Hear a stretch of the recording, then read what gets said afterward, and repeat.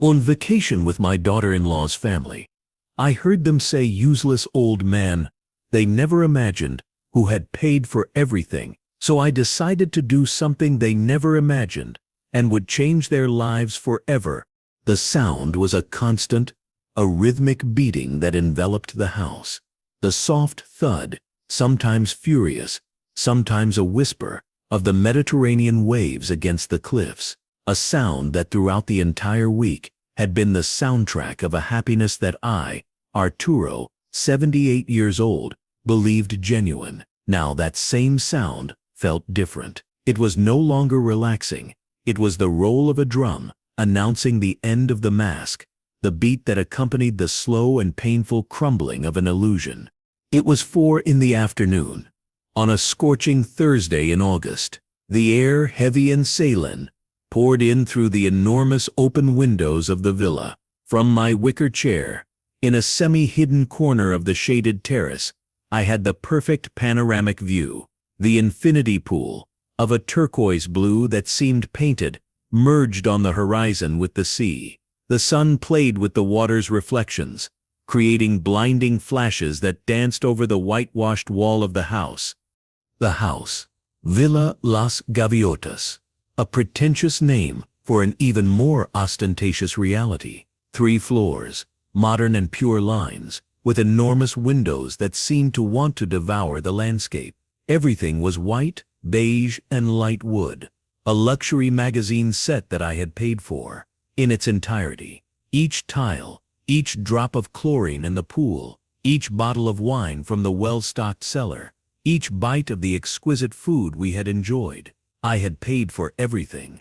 I did it for Laura, my daughter-in-law, for her and for my son Javier, although he always found it difficult to accept my help. "Dad, it's too much," he told me when I showed him the bank transfer confirming payment of the rental for these 2 weeks. "We want normal vacations, not this." But Laura, with her wide smile and bright eyes, hugged me and said, "Arturo, you're a sunshine. It will be incredible. Imagine the children." And I imagined it. I imagined my 2 grandchildren, Lucas, 8 years old, and Martina, 5, running around that dream house, happy. I imagined meals all together, laughter, walks on the beach at sunset. I imagined being part, truly part, of that family that had been becoming alien to me over the years, since Elisa, my wife, my love, my everything, left 5 years ago, leaving me with a silence in my soul that I still have not managed to fill. That's why I did it. To break that silence, to literally buy a little piece of their happiness, and be able to immerse myself in it, even if only for a few days, to feel useful, necessary.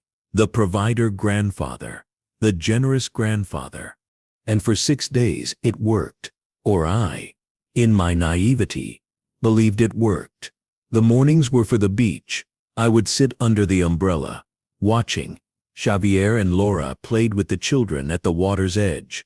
Martina's laughter, sharp like little bells, mixed with Lucas's excited shouts. I smiled, recording each moment in memory, as if each one were a fragile treasure. Xavier would sometimes approach, lie down next to me on the towel and say, "Are you okay, Dad? Aren't you bored?" And I, with a knot of emotion in my throat, would respond, "I'm perfect, son, perfect." The afternoons were like this, like now, silence and heat. The children, exhausted, slept their siesta in their rooms upstairs, with the air conditioning creating a bubble of coolness. Javier had gone to the nearby town to buy tobacco and the newspaper. Laura and her mother, Clara, were in the kitchen, preparing a salad for dinner. I had taken refuge on the terrace, in my chair, with a book on my lap that I couldn't manage to read. I preferred to observe and listen. The hum of their voices reached me, muffled, a feminine murmur that mixed with the clash of plates and cutlery. Clara, my son's mother-in-law, a woman my age, but who insisted on pretending to be 10 years younger, always impeccable, even at 4 in the afternoon in a beach house. She wore a vaporous dress, lilac-colored, and her sandals had a small wedge. Her hair, dyed an unconvincing ash blonde, was perfectly arranged. She was kind to me, but with a protocol kindness, distant, as if my presence were a necessary formality to enjoy the vacation that, without her knowing it, I was financing. Laura had attributed everything to Javier. Javi had a spectacular bonus, she had announced, and I, cowardly, did not deny the white lie that my daughter-in-law had woven to avoid hurting her mother's pride, who had always looked at Javier with a certain disdain for not earning as much as she considered her daughter deserved. The murmur from the kitchen intensified. I stopped hearing the clash of plates, only their voices. I couldn't distinguish the words, but the tone was one of confidence, of those intimate conversations that happen when you think no one is listening. I settled into the chair, closing my eyes for a moment, letting the breeze caress my face. I breathed deeply, feeling the smell of salt and jasmine that climbed the walls. For a moment, everything was peace. And then Clara's tone changed. It became sharper, charged with an exasperation that pierced through the open kitchen window glass and reached my ears with brutal clarity. "It's just that I don't know how you stand it, Laura. Really. Him on the beach, still, him in the house, always reading or looking at the sea. He's like just another piece of furniture, and on top of that, with that persistent cough, that's pitiful." My body tensed. The cough. The damn morning cough. A gift from my years smoking, that I try to stifle with tissues, so as not to bother. I sharpened my hearing, every muscle on alert. My breathing held. Laura's voice responded, lower, trying to appease. I couldn't hear her well, but Clara didn't give in.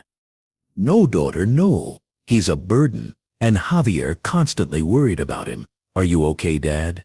Do you need anything, Dad?" The imitation was cruel, caricaturesque. "He spends the day worried about the useless old man, instead of being with you with his children. It's exhausting, a hindrance. Useless old man." The two words fell on me not like a blow, but like an icy liquid that slowly poured down my neck, ran down my back, and settled in the bottom of my stomach, solidifying into a slab of ice. The outside world, the sound of waves, the song of seagulls, the whisper of wind, suddenly went silent, submerged in a dull and sharp buzz that filled my ears. Useless old man.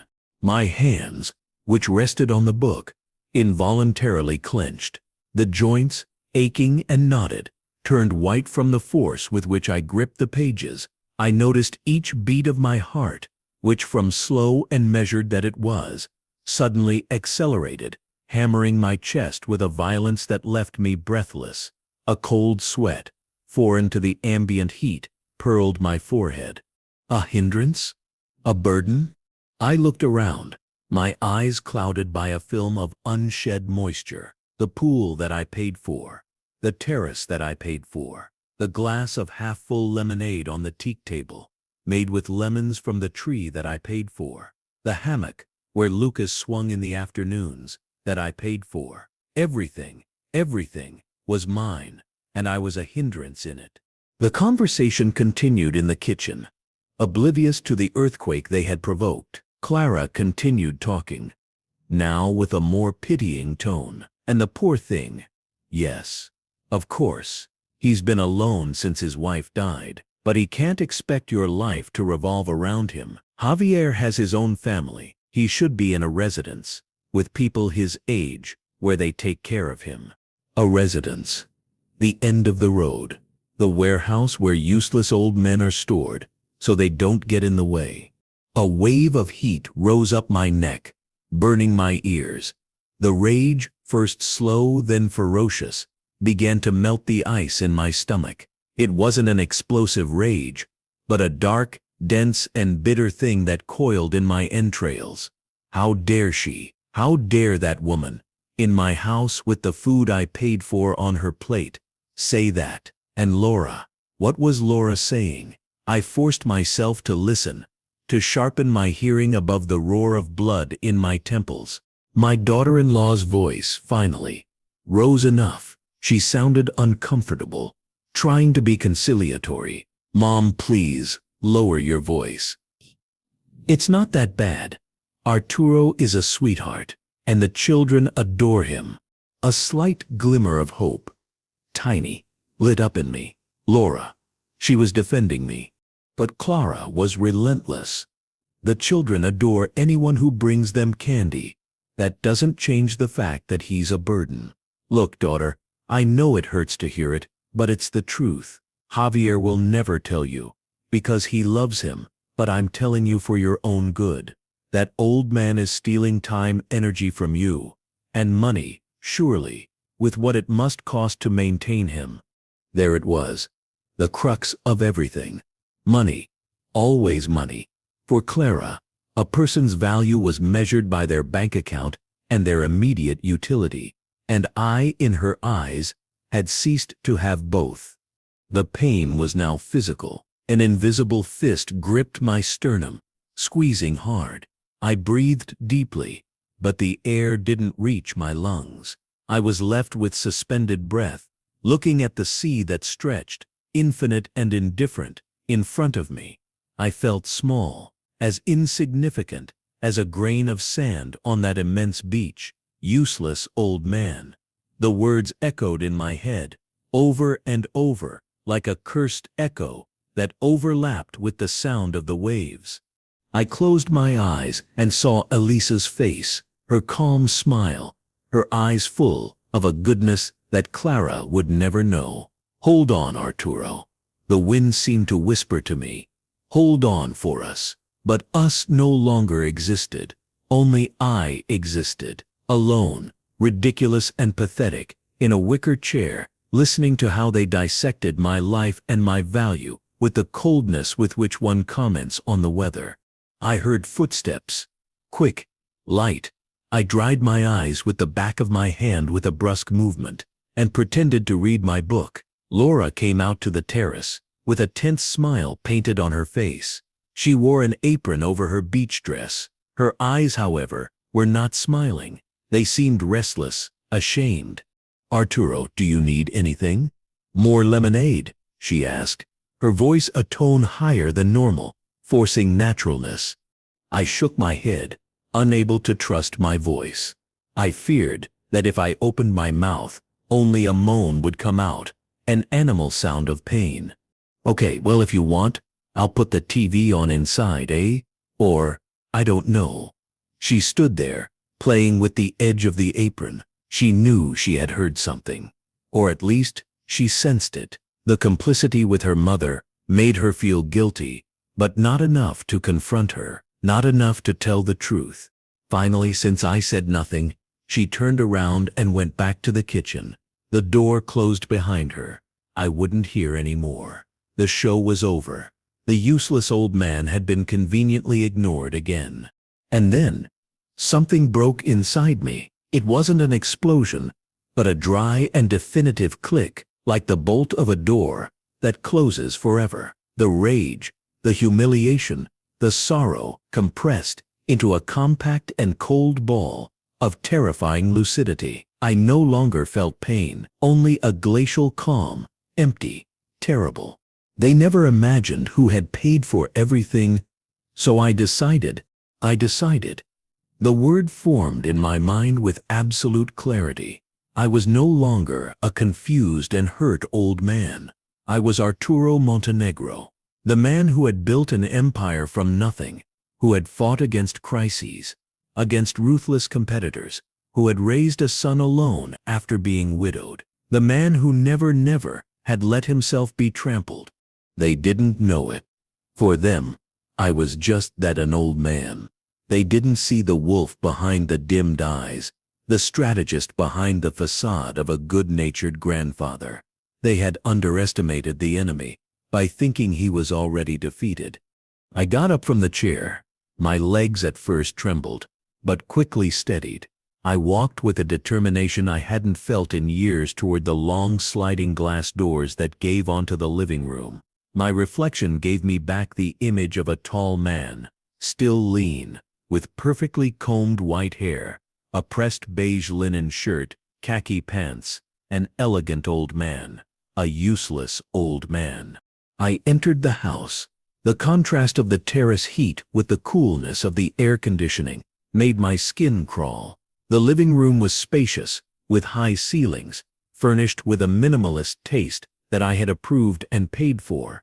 Everything was light and space and silence. Only the slight hum of the refrigerator in the kitchen. I walked, slowly, my steps silent, on the thick jute rug. I headed not to the kitchen, but to the small study next to the entrance hall, a small room, with a desk, a bookshelf, and a safe built into the wall, discreet, painted the same white color as the wall. From the kitchen, their voices came again. Now they talked about something else, about the salad, about the dressing, about how expensive avocado was in the town. Life continued, trivial and superficial, for them. I opened the safe. The combination was Javier's birth date. Inside, documents, the spare passport, some cash, and a thick folder, brown leather. I took it out. It weighed in my hands. It contained all the truth they ignored. I held it against my chest for a moment, feeling the weight of what I was going to do. Then, I left the study and headed toward the kitchen. I stopped in the doorway. They had their backs to me. Clara cutting tomatoes with surgical precision, Laura stirring a bowl with the dressing. The scene was domestic, warm, a picture of family harmony. I was going to destroy it, and for the first time in a long time, I felt not an ounce of remorse. "Clara," I said. My voice sounded strange in the kitchen silence. It wasn't the trembling voice of the grandfather. It was a deep, firm voice. The voice I used in board meetings when I was going to fire someone. Both women turned around in unison. Laura dropped the wooden spoon in the bowl with a dull thud. Clara held the knife in the air, frozen. Their expressions were a study in surprise. Clara recovered her composure first, forcing a smile that didn't reach her eyes.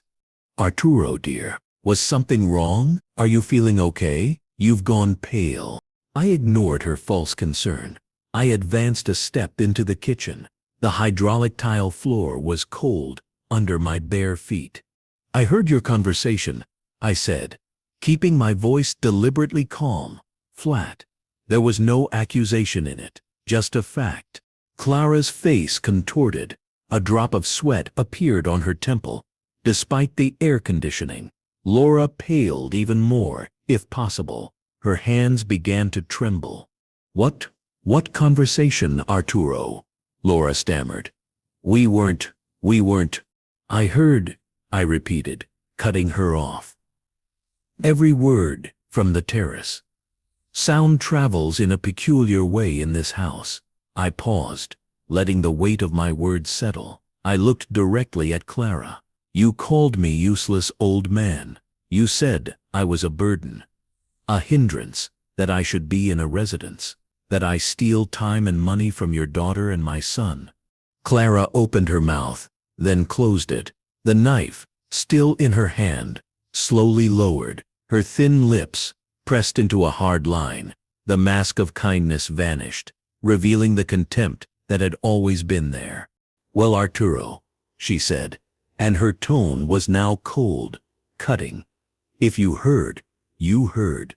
I'm not going to apologize for telling the truth. We all think it. I just have the courage to say it out loud. Javier is exhausted from taking care of you. Laura deserves a life, not to be worried about her father-in-law." "Mom, please," Laura whimpered, covering her face with her hands. "Shut up." "No, daughter. Enough pretending. He wanted it himself." Clara looked at me with defiance. "It's hard, I know, but it's reality. At his age, you have to know how to step aside." I looked at her, at this woman who thought she was so intelligent, so in control of the situation, and for the first time, I smiled. Not a kind smile, but a slow, cold smile that didn't reach my eyes and made Clara step back, disconcerted. "Reality," I repeated softly. You don't know reality, Clara. I lifted the folder I held against my chest and let it fall on the white marble countertop with a dry thud that resonated like a shot in the silent room. The noise made them both shudder. What is that?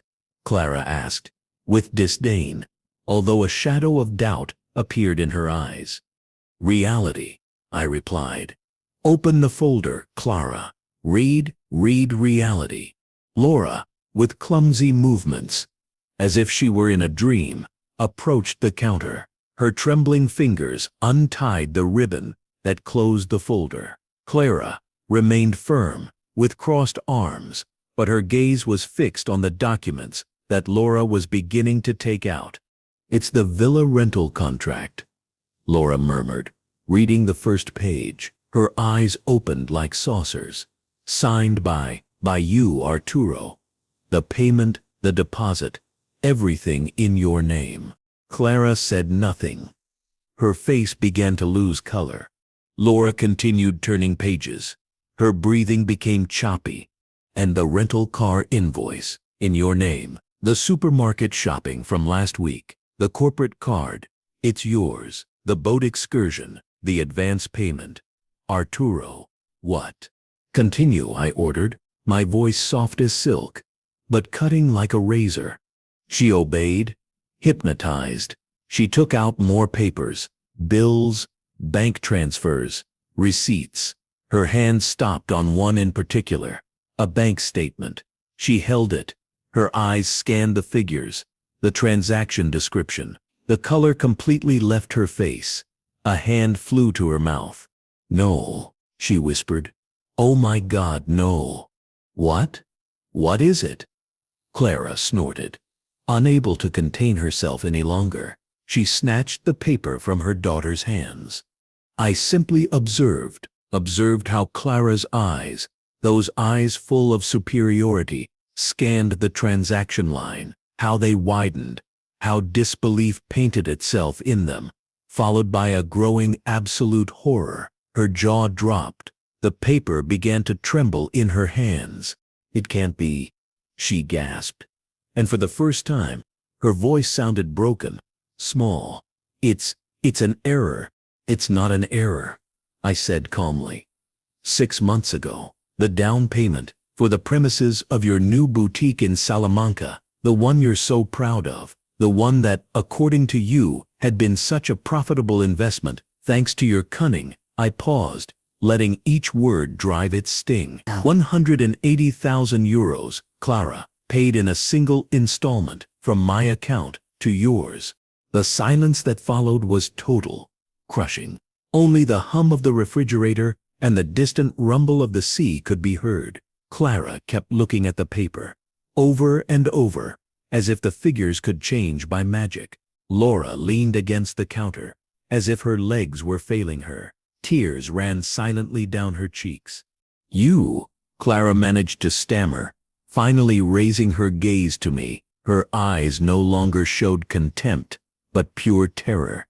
You paid. Why? Why did you do that? For Javier, I replied, without taking my gaze off her.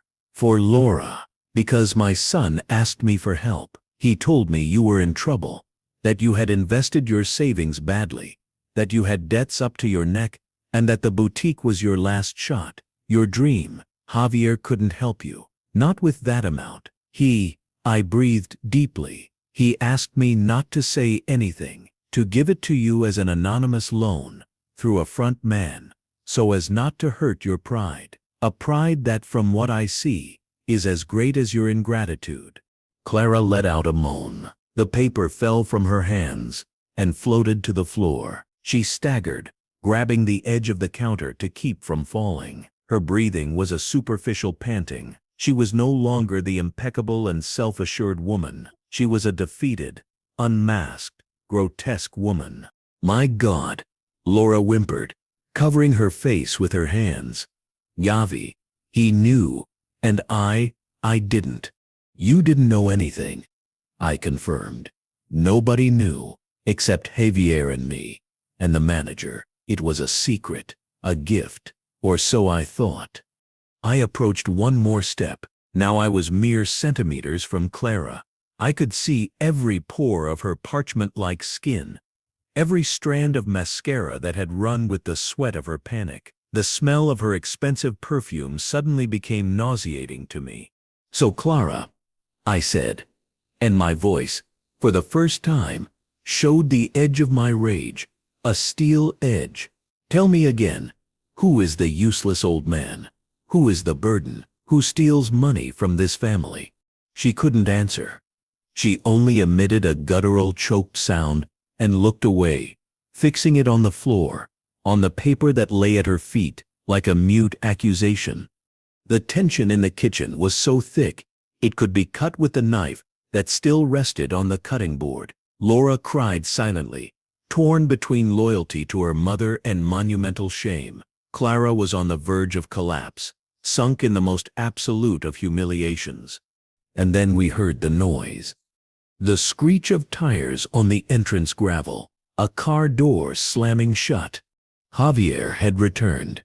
Clara's eyes met mine for an instant. In hers there was only panic, a mute plea. Laura straightened, terrified. "Dad, please," Laura begged, her voice a thread of voice. Don't tell Javi anything, please." The front door opened. We heard his footsteps in the entrance hall. "Hello, I'm back." His voice sang, cheerful, carefree, completely ignorant of the emotional tsunami in the kitchen. "I brought ice cream." He was approaching. His footsteps echoed in the hallway. I looked at Laura, at her pleading eyes.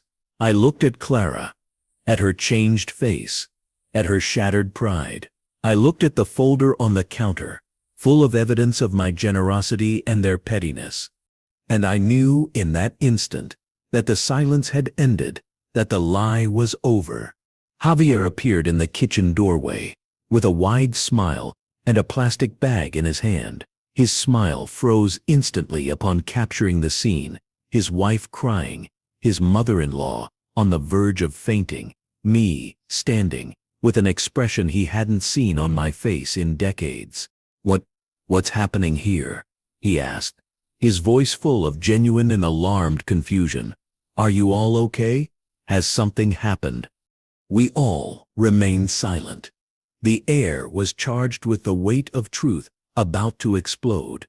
Javier looked at Laura, who shook her head, unable to speak. He looked at Clara, who seemed to want to melt into the wall. Finally, his gaze rested on me, seeking an explanation, comfort, the usual serenity in his father's eyes.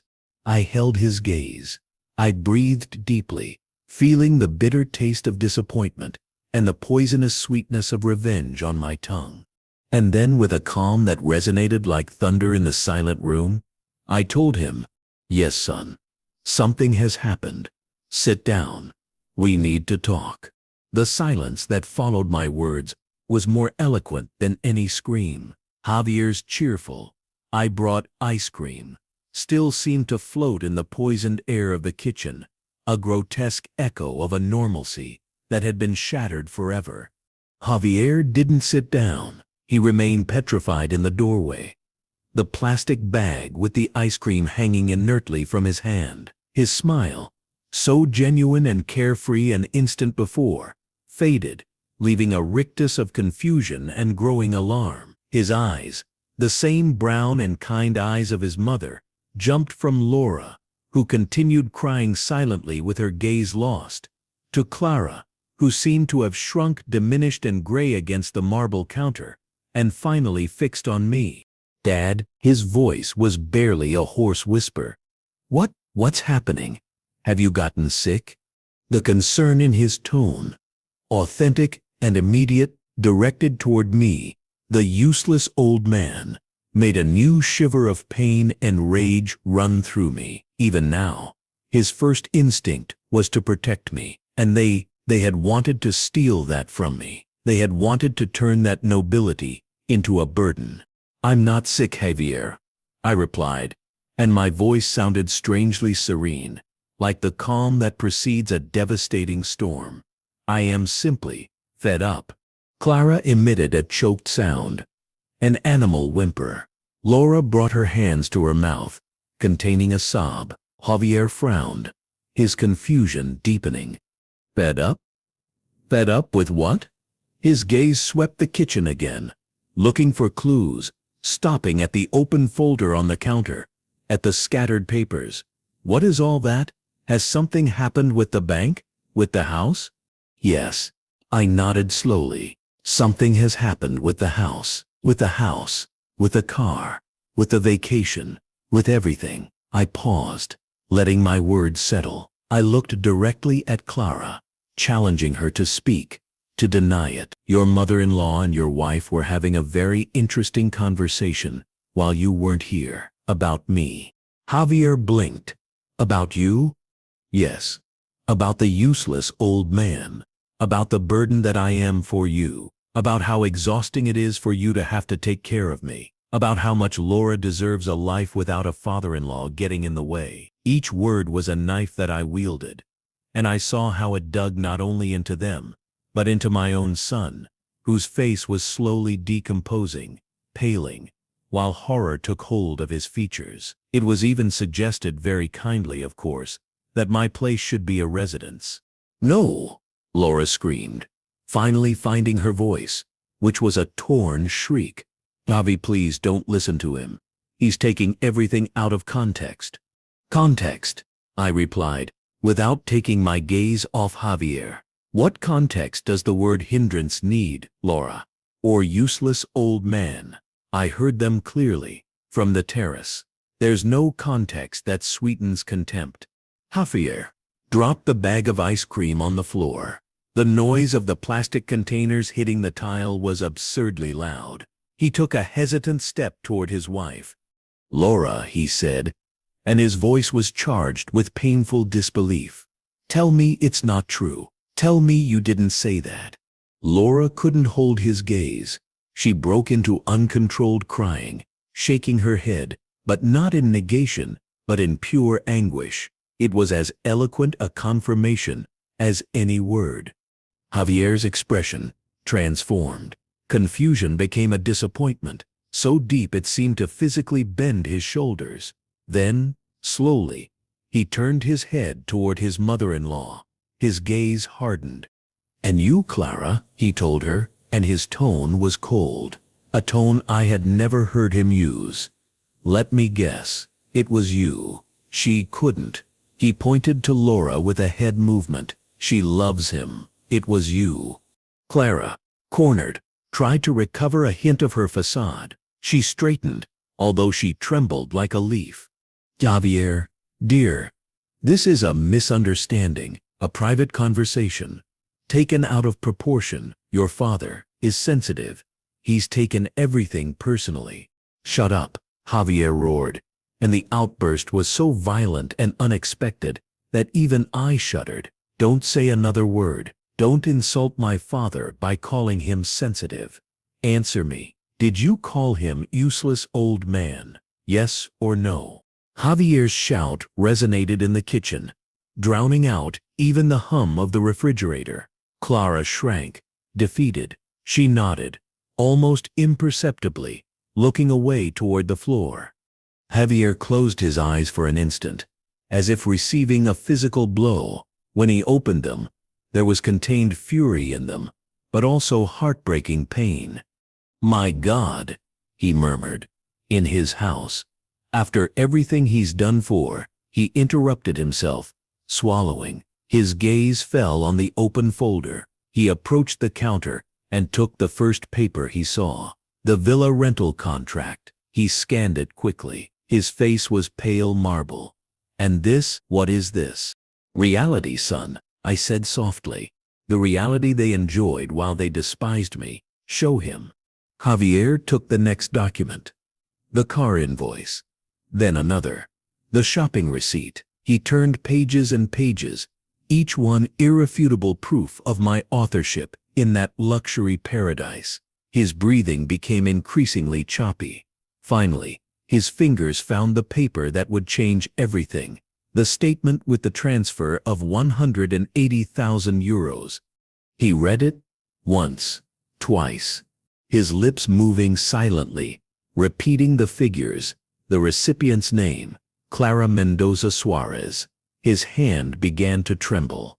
He raised his gaze to me, and for the first time since it all began, I saw something more than pain in his eyes. Shame. An abysmal shame. "Dad," he managed to articulate, his voice broken. You paid for this. The premises. The boutique. Why? Why didn't you tell me?" "Because you asked me to, Javier," I replied, with a sudden weariness that overwhelmed me. "Remember? You came to my house 6 months ago. You were devastated. You told me that Clara was on the verge of ruin, that she had made foolish investments, that she had debts everywhere, that the boutique was her last hope, but she didn't have the capital. You couldn't help her, not with that amount. You asked me, you begged me to help you, to do it anonymously, so no one would ever know, especially Clara, so as not to hurt her pride. You said Laura wouldn't be able to bear the shame if she found out about her mother's situation." I paused, observing how each word was another nail in the coffin of his happiness. "So I did it. I pulled strings. My manager took care of everything, like a silent investor interested in her project. And you took the credit. You told them it was a bonus, a spectacular bonus." Javier let out a choked gasp. He leaned with both hands on the counter, as if his legs were failing him. He couldn't look at me. "My God," he murmured. "I'm sorry, Dad. I'm sorry. I just wanted. You wanted to help. I finished for him. You wanted to protect your family. I understand. I wanted the same thing." My gaze rested again on Clara, who seemed to want to disappear. "But it seems our definition of family is different." Javier straightened up suddenly. His pain transformed into pure and directed anger. He turned toward Clara, and the paper with the transfer crumpled in his closed fist. "And you?" He spat at her, his voice trembling with rage. "You, receiving this, living here, eating his food, with his money paying your debts, and daring to call him useless old man, to suggest he's a burden? Do you have any idea what a burden is, Clara? Do you have any idea of the burden you've been for all of us? For Laura, who worried about your nonsense, for me who had to go beg my father for help to get you out of the hole, and for him who couldn't even have the pleasure of you thanking him." Clara was crying now, loud and desperate sobs, but they no longer provoked pity. They seemed like the theatrical performance of someone who had been caught red-handed. "I didn't know," she whimpered. "I didn't know." "That makes it even worse," Javier roared. "It means your ingratitude is natural, genuine. You're he searched for the word, but didn't find it, or didn't want to say it. He spat on the floor, near her feet. "You're exactly what I always thought you were, a miserable and vain woman." "Javi, stop," Laura implored, trying to grab his arm. "She's my mother." Javier freed himself from her touch brusquely. "And he is my father," he shouted, pointing at me with a head movement. "The man who has given us everything. The man who gave you a fairy tale wedding. The one who paid the down payment for your first apartment. The one who is there, always in silence, without asking for anything in return. And you let her spit on him like that. You listened and did nothing. Nothing, Laura." Laura backed away as if he had hit her. The accusation, just and terrible, left her breathless. She had no defense. "I tried." "Try what?" "To silence her. It's too little, too late." Javier breathed deeply, trying to calm himself, but the trembling of his hands betrayed the inner storm. "I want you to leave, both of you." A deathly silence fell over the kitchen. Even Clara stopped crying. "What?" Laura stammered. "For you to leave," Javier repeated, with glacial coldness. "Right now. Pack your bags, and go. Take the car. Go back to Madrid, or go wherever you want, but get out of this house." "Javi, no," Laura screamed, clinging to his shirt. Please, the children. They'll wake up. We can't. The children will stay with me, he declared, with a firmness that admitted no reply. I don't want them near this toxicity. Not now. They're my children, Laura protested, hysterical. And my father is my father, he replied. And today you chose to remain silent. You chose to allow this. Now face the consequences. Clara, suddenly, found a last vestige of pride. She dried her tears angrily. Let's go, Laura, she said, with a hoarse but firm voice. We're not going to beg where we're not wanted. She looked at Javier with disdain. You think you're very big, throwing out your wife and your mother-in-law, but you're just a child, defending his daddy. It was the final mistake. Javier said nothing. He simply took a step forward, grabbed the knife that was still on the tomato cutting board, and stabbed it furiously into the marble counter, mere centimeters from Clara's hand. The metal vibrated with a sharp and threatening sound. Clara let out a choked scream and backed away, terrified.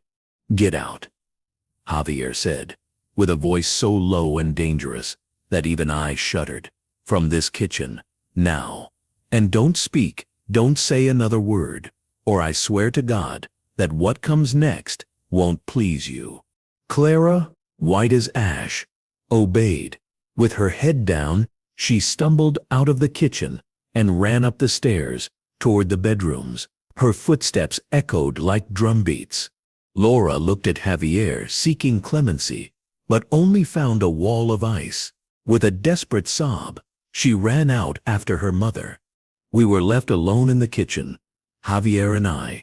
The hum of the refrigerator filled the void again. He still had his back toward me, gripping the edge of the counter with tense shoulders. I felt incredibly tired, empty. The taste of revenge was ash in my mouth. Javier, I called softly. He didn't turn around. His back shuddered.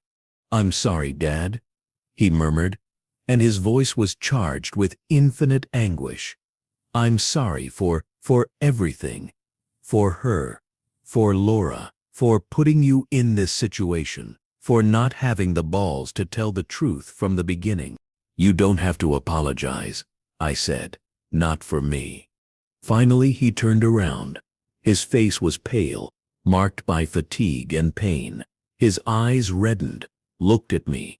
Yes, I do, he insisted, because this is my fault. My cowardice led us to this. He pointed to the folder. All this, I should have, I don't know, something, anything. You chose to protect your wife, I said. It's understandable, but not at your expense, he exclaimed, hitting his chest with his fist. Never at your expense. You are my father. The tears he had contained finally flowed. They rolled silently down his cheeks. It was a heartbreaking spectacle, seeing my son, my strong and adult child, cry like that for me, for the pain they had caused me. I walked toward him. My steps were slow, heavy. I put a hand on his shoulder. It was tense as a rock.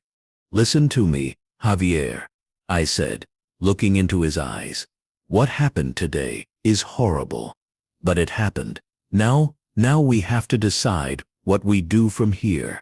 He shook his head, overwhelmed. I don't know, Dad, I don't know what to do. The children, Laura.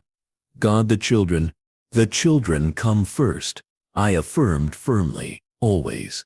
Whatever happens between you and Laura, that's your business. You'll have to talk about it, calmly, with time. But now the damage is done. They will leave. It's the right thing. And you? He asked, with a child's voice. Will you leave too? Will you abandon us? His question broke my soul. In his voice there was a genuine fear of being left alone, of losing me. No, I replied, squeezing his shoulder. No, son, I'm staying. If you ask me to, I'm staying. But not as a burden, not as a hindrance. I'm staying as your father and as my grandchildren's grandfather. Nothing more, and nothing less. Javier nodded, swallowing. Please, he whispered. Stay. Don't leave me alone with this. I won't leave you, I promised. At that moment, a small sound made us turn toward the kitchen door. In the doorway, barefoot and in his Superman pajamas, stood Lucas, my 8-year-old grandson. His hair was tousled from sleep, and he rubbed his eyes with his fists. He looked at both of us, at his father crying, at me with my hand on his shoulder, at the papers scattered on the floor, at the spilled ice cream bag. Dad, he said, with a sleepy and worried little voice. Grandpa, why are you crying? Did something bad happen? Javier and I looked at each other. The innocence of that question, in the middle of the disaster that we adults had created, was like a ray of light in the darkest of storms. My heart shrank. The revelation had ended. The confrontation, too. Now began the most difficult thing, picking up the pieces. And we had to do it in front of the innocent and confused eyes of a child who just wanted to know why his father was crying. Javier dried his tears with his shirt sleeve and tried to force a smile. No, sweetheart, he lied, and his voice sounded raspy. Nothing bad has happened. Come here. Lucas advanced hesitantly and hugged his father's leg. Javier surrounded him with his arm, pressing him against himself. I looked at the scene, my son and my grandson, united. I looked at the remains of broken happiness scattered around the kitchen. I looked toward the hallway, where Laura and Clara had fled. And I knew, with absolute and painful certainty, that the vacation had ended, and that life, the real one, with all its crudeness and pain, had just begun again. The tension in the kitchen dissipated, replaced by a dense and exhausting weight. Lucas, clinging to his father's leg, looked with enormous and confused eyes, capturing the emotional electricity that still vibrated in the air. The ice cream was melting in a sticky puddle on the floor, an absurd and perfect metaphor for the happiness that had melted away. Come on, soldier, said Javier, with a voice that tried to be firm but still trembled slightly. He lifted Lucas in his arms, clinging to him like an anchor. It's time for an emergency ice cream. Grandpa, can you? I nodded, understanding. He needed a moment alone with his son, a parenthesis of normalcy in the middle of the chaos. While Javier took a couple of ice creams from the freezer, ignoring the melted ones, and sat with Lucas on the living room sofa, I stayed in the kitchen. I listened to the muffled sobs and the noise of suitcases being dragged from upstairs. Clara and Laura were leaving. The sound should have filled me with satisfaction, but I only felt a deep and bitter sadness. I picked up the scattered papers, the folder that had changed everything. Each sheet was a reminder not only of my money, but of my silence, of my complicity in the lie that had fed the monster of Clara's contempt. I was also to blame. Suddenly the sound of a car, starting furiously, tore through the afternoon. A violent door slam, the screech of tires on gravel, and then silence. They were gone. Javier appeared in the kitchen doorway, with Lucas already falling asleep again in his arms, exhausted by the emotions and sugar. They're gone, he said, without any inflection. It was a fact, not a relief. Yes, I confirmed. I'm going to put him to bed, he murmured, referring to Lucas. Then we'll come down and talk. While he went upstairs, I headed to the living room. The light of dusk was beginning to tint the sky orange and purple, bathing the room in melancholic and beautiful light. I sat on the sofa, feeling the weight of my 78 years like never before. The house, now truly silent, seemed enormous and empty. After a while, Javier came down. He had washed his face, but his eyes were still swollen and red. He collapsed on the sofa, next to me, burying his head in his hands. God, Dad, what have I done? He whispered. What you had to do, I said. although deep down I wondered the same thing. I threw out my wife, the mother of my children. He raised his gaze, desperate. And now what? How do I explain this to Martina when she wakes up? How do I rebuild this? You don't have to rebuild anything alone, I replied firmly. I'm here. But you shouldn't be in the middle of this mess, he exclaimed, frustrated. You should, I don't know, enjoy your retirement, read, travel, not deal with your son's dramas. You are my son, I replied, as if that explained everything. And for me, it did. In that moment of painful silence, the front door bell rang. A sharp, insistent bell. Javier and I looked at each other, alarmed. Who could it be? We weren't expecting anyone. Had Clara forgotten something? Had Laura come back, repentant? Javier got up, frowning. Stay here, Dad. He crossed the living room and opened the front door. I, from the sofa, couldn't see who it was, but I could see Javier's reaction. His body tensed immediately. He didn't say hello or who is it. He remained mute, rigid, blocking the entrance. Javier, said a voice from outside, a female voice, deep, serene, and with a hint of authority that pierced the distance to my ears with brutal clarity. It's been a long time. It wasn't Clara. It wasn't Laura. You? Was all Javier managed to say. His tone was a mixture of absolute incredulity and fear. Yes, me. Are you going to let me in? It's hot outside. Javier, as if moved by a spring, stepped aside. And then the woman entered the living room, and the world stopped. She was tall, slender, dressed in a cream-colored linen pantsuit, impeccable, that screamed elegance and money. She wore her black hair, with some silver strands, pulled back in a severe bun that accentuated high cheekbones and a strong jaw. Her skin was bronzed by the sun, and in her hands she carried fine leather gloves and a purse that I recognized instantly. It was from a brand that only the highest strata of society could afford, but it wasn't her appearance that left me breathless. It was her face. A face I hadn't seen in almost 40 years, but that was burned into my memory.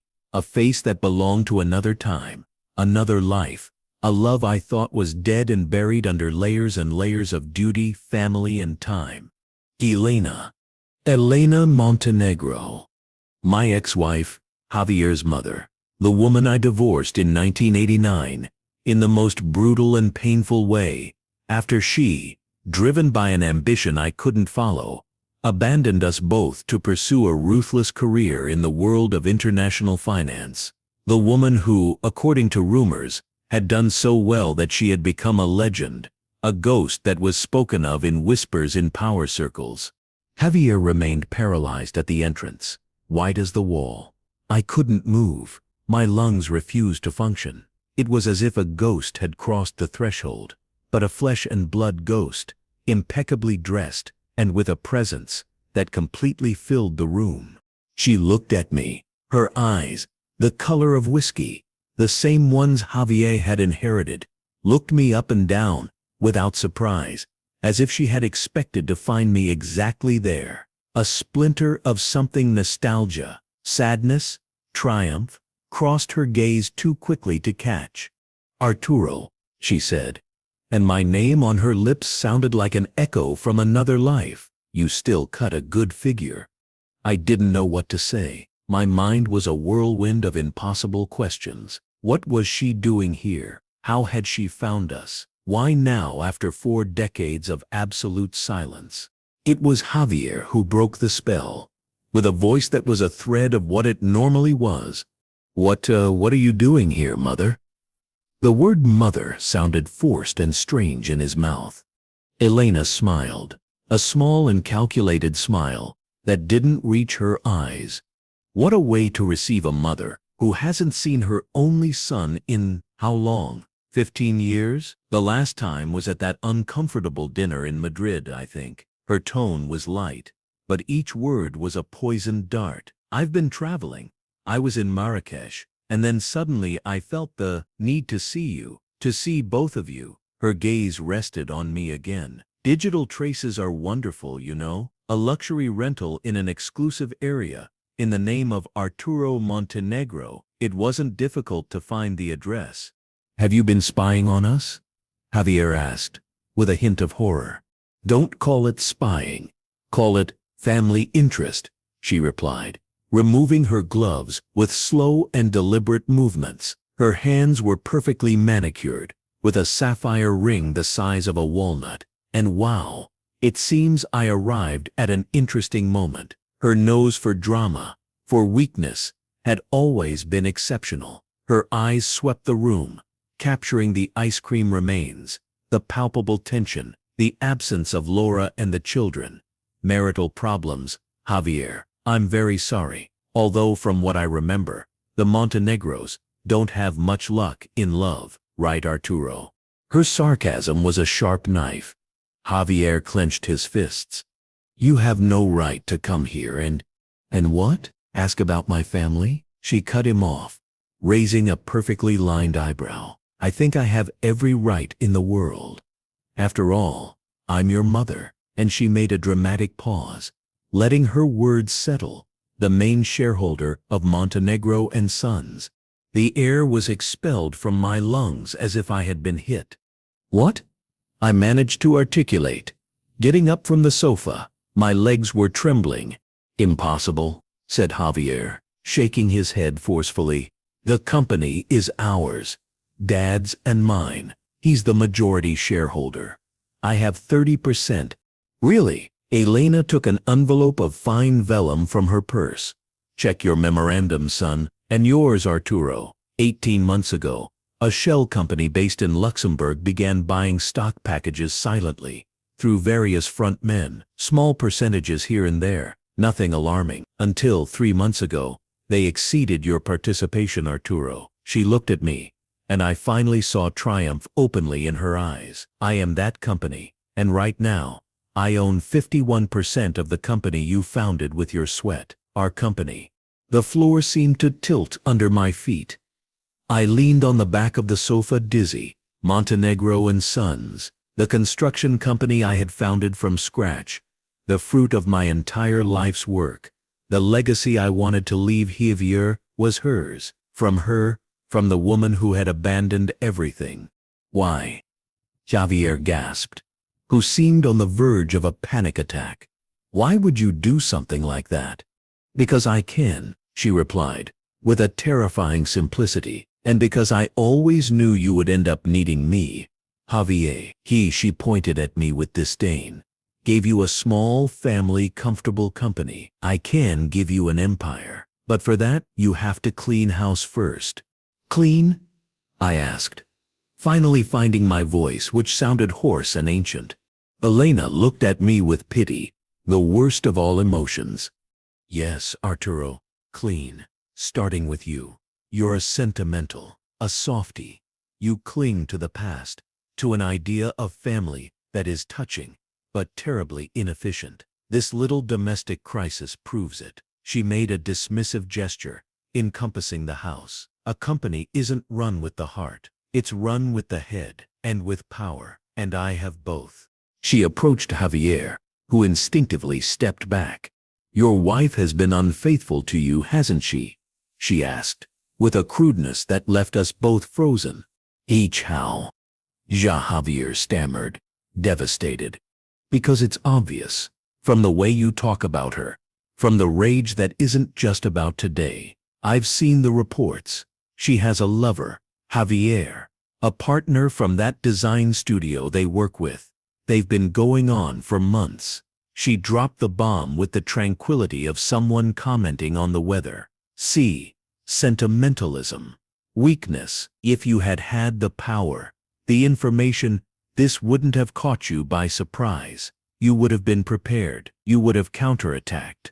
Javier collapsed into the nearest chair, burying his face in his hands. He wasn't crying. He seemed broken. The revelation about Laura, added to his mother's appearance and words, was too much. Elena turned toward me. Her expression softened slightly. but not out of compassion, but out of pity. And you, Arturo, my old sea wolf, you've gone soft. You've settled for being the grandpa who pays for vacations. She shook her head. It's a shame.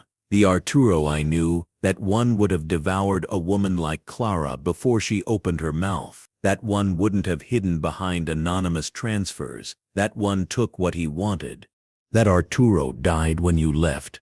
I spat, with more bitterness than I had felt in years. She smiled, a sad and cold smile. No, he just fell asleep, and I've come to wake him up, both of you.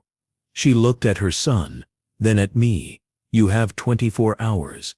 24 hours to decide if you want to keep playing business with your family company, or if you want to get on the train I'm going to conduct. A train that's going to destroy all those petty people who have laughed at you, starting with that, Clara, and ending with your frivolous wife, Javier.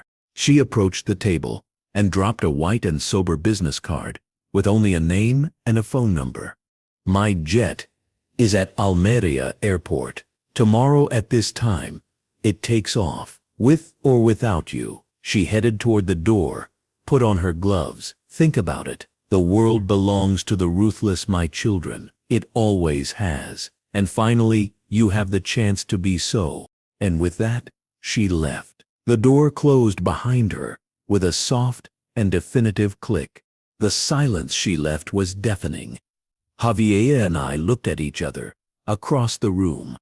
Two men shattered by the same woman, at two different times in their lives, and now united again by her particular tsunami. The revelation about Laura was a low blow, a new and fierce pain for Javier. The news that our company was no longer ours was an earthquake that threatened to take away the foundations of my identity. But the most incredible thing, the most epic and unexpected, was the offer itself. Dark, twisted, diabolical, an alliance with the devil, our devil. Javier broke the silence, his voice a hoarse whisper loaded with a fear both new and ancient. What do we do, Dad? We were no longer a father and son trying to overcome a family crisis. We were two partners, two Montenegros, on the edge of the abyss, with Elena's specter offering us wings to fly or to burn. And I, Arturo Montenegro, the useless old man, had 24 hours to decide if I wanted to become the wolf I once was again. Night had fallen completely. Outside, the waves continued hitting the cliffs, but now they sounded different. They no longer sounded like comfort nor indifference. They sounded like a drum roll of war. Epilogue. Has Arturo's journey moved you? Do you think Javier and he will accept Elena's dark offer, or will they find their own path to redemption? The Montenegro family story is far from over. The secrets of the past, the betrayals of the present, and the future of a company at stake, everything is yet to be decided. If this video reaches 10,000 likes, I'll tell part 2 of this story, which is even crazier. Subscribe and watch this story that's appearing on screen right now.